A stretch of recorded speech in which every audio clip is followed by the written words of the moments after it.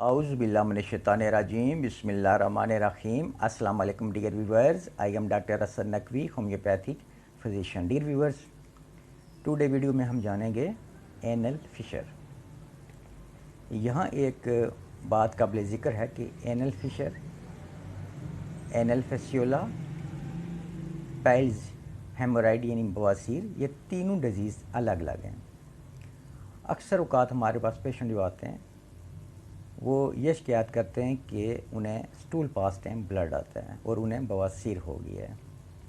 लेकिन जब doctor check करता है उन्हें और उससे मालूम होता है कि इन्हें फेसियोला या पाइल्स नहीं है बल्कि एनल फिशर है। सो डॉक्टर का चेकअप करना ज़रूरी होता है ताकि वो ठीक तरीके से आपके एनल फिशर को डायग्नोज कर सके। क्योंकि आज की हमारी वीडियो का जो टॉपिक है वो है एनल फिशर।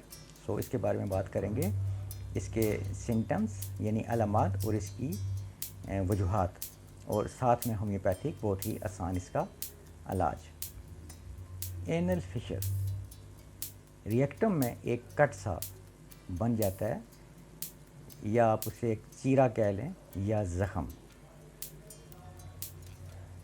ये जो कट या चीरा बनता है ये रिएक्टम के बैक साइड पर अमूमन बनता है, और ये तकलीफ़ जो है ज़्यादातर उन लोगों को होती है जो पानी बहुत कम पीते हैं और उन्हें बैठे रहने की आदत होती है, पैदल नहीं चलते, और अगर उनकी मज़ीद हिस्ट्री ले जाए तो उनकी हिस्ट्री में क्रॉनिक कॉन्स्टिपेशन चली आ रही होती है, और ये ही इसका एक बिग रीज़न है। जिन लोगों को पुरानी कब्ज़ होती है उन्हें कभी ना कभी एनल फिशर हो ही जाता है।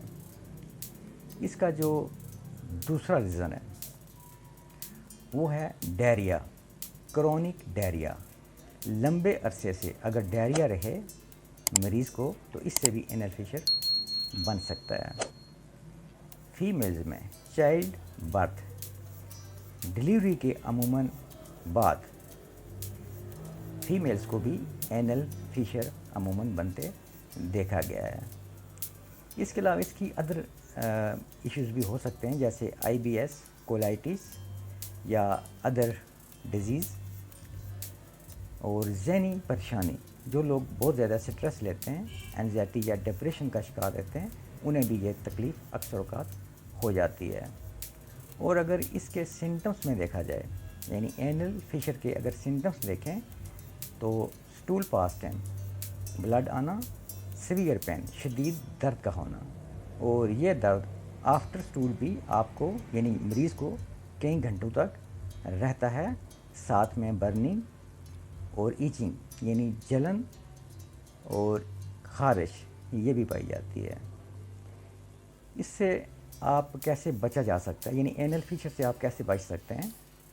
अपनी डाइट को आप ठीक रखें, फास्ट फूड, मिर्च मसाला इससे अवॉइड रखें, पैदल चलने की आदत को अपनाएं यानी वॉक करें, और बहुत ज़्यादा एंटीबायोटिक्स, ड्रग्स, इनका इस्तेमाल भी आपने एक हद के अंदर रखना है। अगर आपको कोई डिजीज़ है तो जैसा डॉक्टर आपको बता रहे होते हैं उस तरह से आपने एंटीबायोटिक्स लेनी है। अपनी तरफ से खुद से लॉन्ग टाइम तक एंटीबायोटिक्स जो ड्रग्स होती हैं उसको यूज़ आपने नहीं करना। पानी का ज़्यादा से ज़्यादा इस्तेमाल करें। कब्ज़ यानी कॉन्स्टिपेशन इसको ना होने दें, और अपनी खुराक में सलाद, सब्ज़ियाँ और अमरूद। अक्सर मैं कॉन्स्टिपेशन के जो पेशेंट हैं उन्हें अमरूद, गोवा जुआ ये एडवाइस करता हूँ, ये भी काफ़ी हेल्पफुल साबित होता है कॉन्स्टिपेशन के लिए। अभी चलते हैं इसकी मेडिसिन्स की तरफ, यानी होम्योपैथिक में एनल फिशर की जो होम्योपैथिक रेमेडीज़ हैं उनकी तरफ। इसमें सबसे जो फर्स्ट मेडिसन है वो है रेटेनिया। ये मेडिसन रेमेडी 30 पावर में ये है। ये आप हर किस्म की एनल फिशर में यूज़ कर सकते हैं। इसके जो सिम्टम्स हैं, इसमें सबसे जो मेन जो इसका सिम्टम है वो है स्टूल पास टाइम शदीद दर्द का होना यानी सीवियर पेन, और ये दर्द स्टूल पास के बाद भी यानी आफ्टर स्टूल भी आपको यानी मरीज़ को कई घंटों तक ये दर्द रहता है। ऐसी सूरत में रेटेनिया 30 पावर में 5-5 कतरे दिन में 2 बार। टाइटेनिया 30 ताकत में आपने लेनी है। 5 कतरे आपने डायरेक्ट ज़ुबान पर लेने हैं सुबह और शाम। इसके बाद आती है एसिड नाइट्रिक, जिसे एसिड नाइट्रिकम भी बोलते हैं, 30 पावर में। इसके भी आपने 5-5 कतरे लेने हैं। लेकिन इस मेडिसिन का जो सिम्टम है वो बता देता हूँ। Stool pass time, cutting pain का होना और साथ में ब्लड का आना, ये इसका मेन सिम्टम है। एसिड नाइट्रिकम 30 पावर में 5 कतरे सुबह और 5 कतरे आपने शाम को लेने हैं और ये ड्राप्स आपने डायरेक्ट ज़ुबान पर लेने हैं। इसके बाद जो बहुत अहम मेडिसिन है वो है पैओनिया। ये मदर टेंचर फॉर्म में आपने लेनी है क्यू पावर में। इसका जो मेन सिम्टम है वो है एनल फीचर में अक्सर औकात येलो कलर का मवाद का खारिज होना। ऐसी सूरत में आप ये मेडिसिन यानी पैओनिया क्यू पावर में 10 कतरे सुबह और 10 कतरे शाम को, ये मेडिसिन आपने आधा कप पानी में यूज़ करनी है सुबह और शाम। और एनल फीचर में ये तीनों रेमेडीज़ बहुत ही ज़रूरी हैं और बहुत ही इफ़ेक्टिव हैं। ये तीनों रेमेडीज़ जैसा कि मैंने आपको बताया, ये आपने क्रोनिक एनल फीचर में 1 मंथ तक जारी रखनी है। और होम्योपैथिक कोई भी मेडिसिन है, आप यूज़ टाइम फास्ट फूड और खट्टी चीज़ों से मुकम्मल तौर पर आपने अवॉइड करना होता है। यहाँ पर मैं एक और बात भी कह देना ज़रूरी समझ रहा हूँ कि होम्योपैथिक कोई भी मेडिसिन है वो आप बच्चों में यूज़ करवाने से पहले होम्योपैथिक प्रैक्टिशनर से हमेशा एडवाइस ले लिया करें या बच्चों को आप चेकअप करवा लिया करें। चैनल में कोई भी चैनल है जिसमें मेडिकेशन की जाती है, आप हमेशा ये ट्राई करें कि यूट्यूब देखकर आप बच्चों में ये मेडिकेशन यूज़ हरगिज़ मत करवाएं। ये मेडिकेशन ज़्यादातर बड़ों के लिए होती हैं। और इसके अलावा एक और बात, अगर आप मुझसे कोई क्वेश्चन करना चाहते हैं अपनी डिज़ीज़ के बारे में, तो आप मेरी वीडियो के नीचे आप अपने जो सिम्टम्स हैं, आपके डिज़ीज़ के जो सिम्टम्स होते हैं वो कमेंट कर दिया करें। तो 24 घंटे से पहले मैं आपको आपकी जो मैसेज है उसका मैं रिप्लाई कर दिया करूँगा।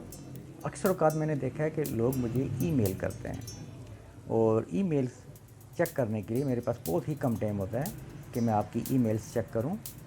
या आप ऐसा किया करें कि मेरा जो फेसबुक मैसेंजर है वहाँ पर आप वॉइस मैसेज कर दिया करें। अपने जो आपकी जो डिज़ीज़ है उसके जो सिम्टम्स हैं वो आप 1 मिनट के मैसेज में अपने सिम्टम्स मुझे बता दिया करें और 24 घंटे से पहले इंशाअल्लाह ताला मैं आपको आपके जो मैसेज होते हैं उसका मैं रिप्लाई कर दिया करूँगा। और वहाँ पर मैंने ये भी देखा है मैसेंजर पर कि मैं उन्हें कहता हूँ कि आप 1 मिनट का मैसेज करें। जो मेरे पेशेंट होते हैं वहाँ पर वो मुझे उसमें 4 या 5 मिनट का मैसेज करते हैं, उसका मैं जैसे ही रिप्लाई करता हूँ तो 3-4 मिनट का एक मैसेज और उनका आ जाता है। तो अब एक ही अगर मैं मसलन मैसेज का मैं रिप्लाई करता रहूँगा तो वहाँ पर तो बहुत ज़्यादा मैसेज होते हैं, तो मैं सबको रिप्लाई नहीं कर पाता। इसलिए आप ये ट्राई करें कि 1 मिनट का वॉइस मैसेज मेरे मैसेंजर पर आप किया करें। उसमें जो आपकी सिम्टम्स डिटेल होती है, शॉर्टकट जो आपके सिम्टम्स हैं, आगे समझ जाना हमारा काम होता है, तो आपको आपके मैसेज का रिप्लाई मिल जाया करेगा। इसके अलावा होम्योपैथिक कोई भी मेडिसिन है, आपने Schwab company made in German ये आपने लेनी होती हैं। ये बहुत ही इफ़ेक्टिव मेडिसिन है अपने वर्क के लिहाज से। डियर व्यूअर्स, उम्मीद करता हूँ कि मेरी आज की ये वीडियो आपके लिए फ़ायदेमंद साबित होगी और आप इससे फ़ायदा लेंगे। नेक्स्ट मिलेंगे किसी और वीडियो में, किसी और डिज़ीज़, किसी और मेडी पर। तब तक के लिए मैं आपसे इजाज़त चाहता हूँ। आप सबका बहुत शुक्रिया। अल्लाह हाफिज़।